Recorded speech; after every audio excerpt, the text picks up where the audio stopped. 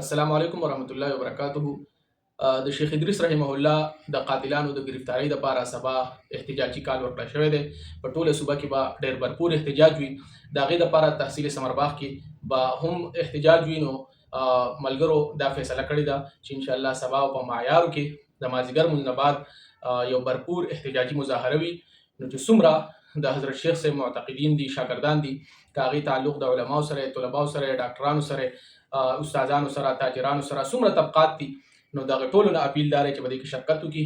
علماو نه او د امامانو نه، قاریانو نه دا اپیل دی چې په خپلو جوماتونو کې اعلانات وکړي چې سبا مازدیګر ټول خلک هغه د مازدیګر لمونځ نه بعد معیارو ته ځان راورسوي، بلکې داسې وکړي چې مازدیګر لمونځ له منګي جومات ته یا دغلته د معیارو جوماتونو ته ځان راورسوي، لمونځونه هلته وکړو، د لمونځ نه بعد بیا راوځو او د معیارو چوک کې یو भरपूर احتجاجي مظاهره وکړو چې دا قاتلان هم گرفتار کړل شي او ورسره زمونږ د عوامو او د علماو چې کوم د امن مطالبه ده هغه هم د واکدارانو او حکومتي قیادت ته هغه ورسولی شي، او کېدای شي چې د دې مظاهرې په وجه باندې، د دې دباو په وجه باندې دغه واکداران مجبور شي او د امن لپاره هغه اقدامات اوچت کړي.